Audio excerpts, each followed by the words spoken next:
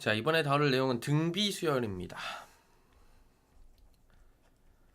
등비수열이 등차수열과 다른 점은 등차수열은 일정한 차가 생긴다면 등비수열은 일정한 비가 생긴다는 거예요.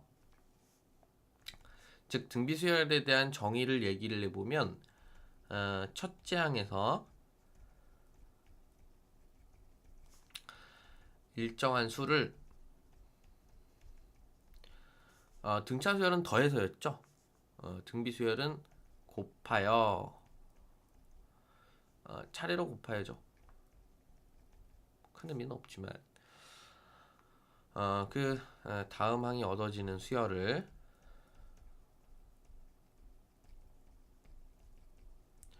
우리가 등비수열이라고 합니다. 오케이? 뭐 예를 들어 볼까요? 1, 2, 4, 8, 16, 32 얼마를 일정하게 곱하고 있어요? 2. 그쵸? 자, 이런 걸 등비수열이라고 한다는 겁니다. 그쵸? 그래서 요 일정하게 곱해지는 수, 요 일정한 수를 뭐라고 하느냐?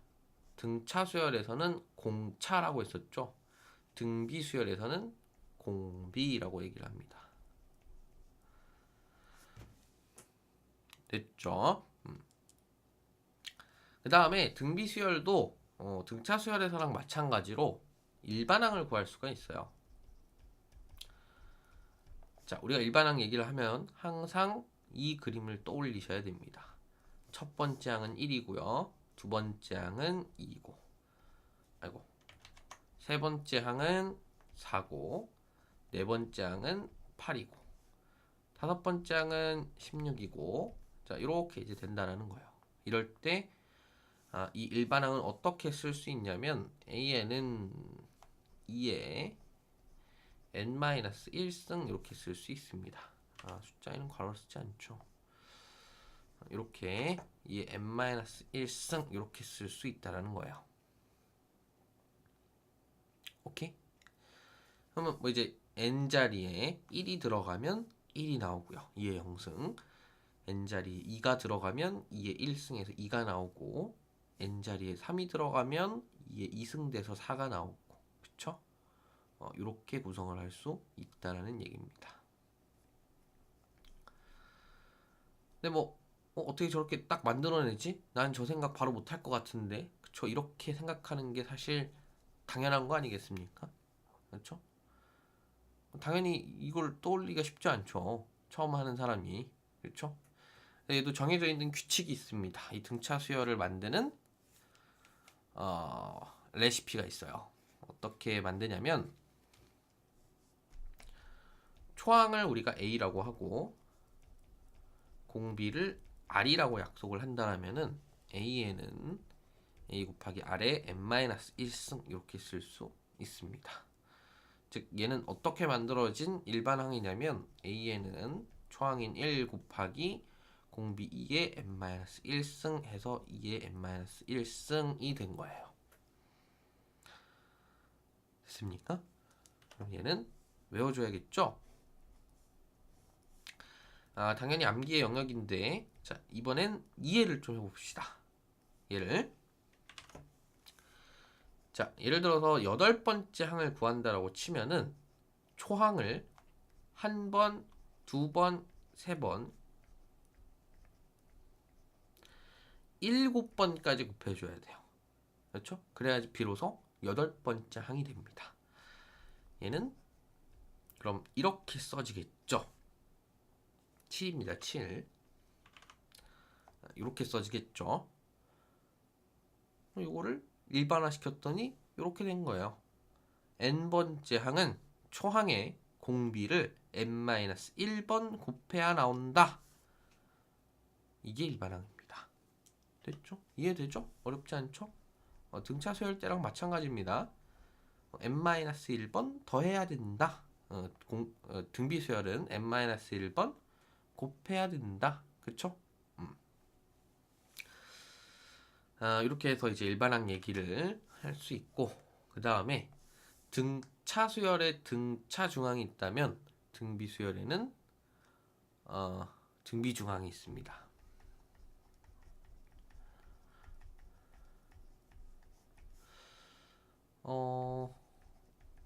순서대로 등비 수열을 이루는 이 세 개의 그 항에 대해서 어떤 것이 성립할까요?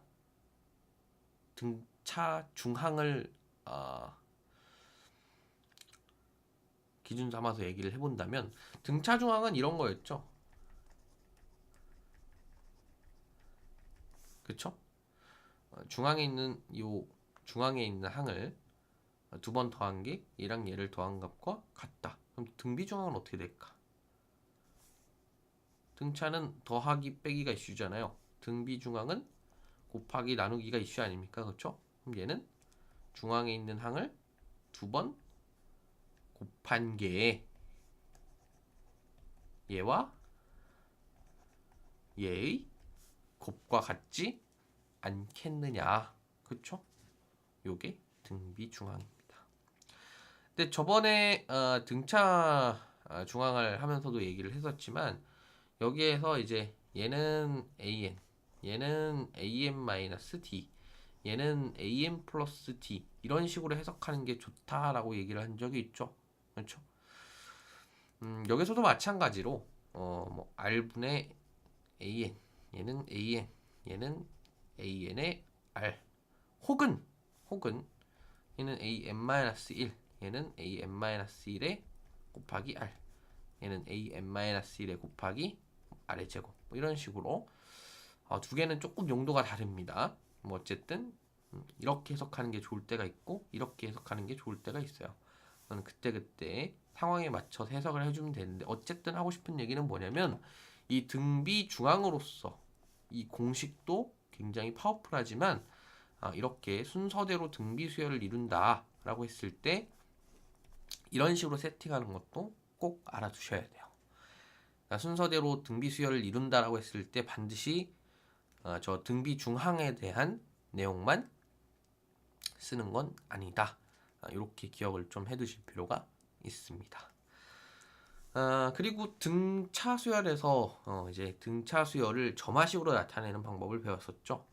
전항과 후항의 차로 등차 수열을 이런 식으로 정의를 할 수 있다 라고 얘기를 했었는데, 등비 수열에서도 마찬가지로 이런 점화식을 구성을 할 수 있습니다. 어떻게 구성을 할 수 있냐면 후항을 전항으로 나누면 공비가 된다, 이렇게 쓸 수 있겠죠. 뭐 an을 양변에 곱하면 an 플러스 1은 r에 an이다, 뭐 이렇게 쓸 수도 있습니다.